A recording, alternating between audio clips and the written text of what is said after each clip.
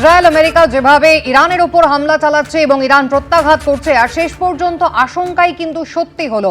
Hormuz প্রণালী তা কিন্তু পুরোপুরি এবার বন্ধ করার সিদ্ধান্ত নিল ইরান সরকার। যে জাহাজ এই প্রণালী পেরোনোর চেষ্টা করবে তাকে নিশানা করা হবে, হুঁশিয়ারি দেওয়া হয়েছে ইরানের রেভলিউশনারি গার্ডের পক্ষ থেকে। হরমুজ প্রণালী দিয়ে জ্বালানির প্রায় 40% ভারত আমদানি করে।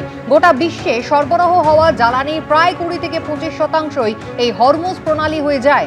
পারস্য উপসাগর এবং ওমান সাগরে ঠিক মাঝখানে এই হরমুজ প্রণালীর অবস্থান, যার শিপিং লেনে সিংহভাগ নিয়ন্ত্রণই হচ্ছে এই প্রণালীর পূর্ব দিকে থাকা ইরানের হাতে। বর্তমানে এই হরমুজ প্রণালীতে আটকে রয়েছে বিভিন্ন দেশের অন্তত 150-রও বেশি তৈলবাহী জাহাজ।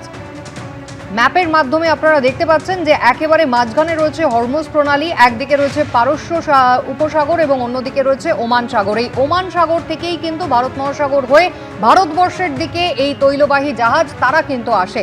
আর ইতিমধ্যেই এতদিন পর্যন্ত আশঙ্কা করা হচ্ছিল হরমুজ প্রণালী যদি সত্যি ইরান বন্ধ করে দেয় তাহলে কিন্তু বিশ্বজুড়ে ক্রুড অয়েল অর্থাৎ অপরিশোধিত তেলের দাম যেমন বাড়বে, ভারতের ক্ষেত্রেও আশঙ্কা কিন্তু অত্যন্ত জোরালো। তার কারণ ভারত নিজেদের মোট জ্বালানির অন্তত 40% এই হরমুজ প্রণালী দিয়েই কিন্তু আমদানি করে। গত কয়েকদিনে হরমুজ প্রণালীর কাছে 6টি তৈলবাহী জাহাজে হামলা চালিয়েছে ইরান। এই হচ্ছে হরমুজ প্রণালীর অবস্থান।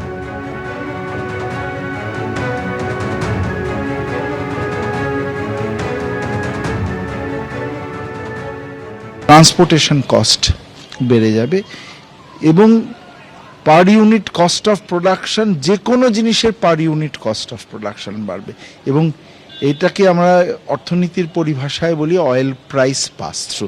অয়েল প্রাইস যেই বিশ্ববাজারে বাড়লো, একটা পাস থ্রু হয়ে দেশের যে অভ্যন্তরের যে জিনিসপত্রের দাম তার কিন্তু ওপরে একটা ইম্প্যাক্ট হবে এবং মূল্যবৃদ্ধি অবশ্যম্ভাবী। আর এর প্রভাব ভারতের ওপর কিভাবে পড়বে? মধ্যপ্রাচ্যের একাধিক দেশ থেকে পারস্য উপসাগর থেকে হরমুজ প্রণালী হয়ে তেলের ট্যাঙ্কারগুলি এসে পৌঁছয় ওমান সাগরে। এরপর ওমান সাগর থেকে আরব সাগর হয়ে ভারতের বিভিন্ন বন্দরে পৌঁছে যায় তেলবাহী জাহাজগুলি।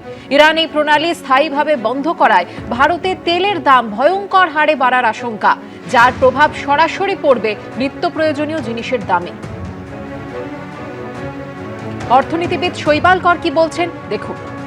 ইরান এবং মধ্যপ্রাচ্যের মাঝখান দিয়ে যে হরমুজ প্রণালী, সেখান দিয়ে যে তেল আসে, সেটা ভারতবর্ষের প্রায় 50% তেলের যোগান।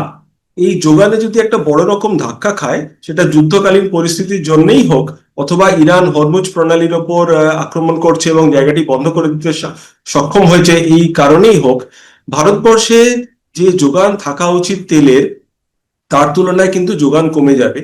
চাহিদা যেহেতু কমার কোনো কারণ নেই, ফলে এর যে প্রধান এফেক্ট সেটা হলো দামের উপর। এবিপি আনন্দ এগিয়ে থাকে, এগিয়ে রাখে।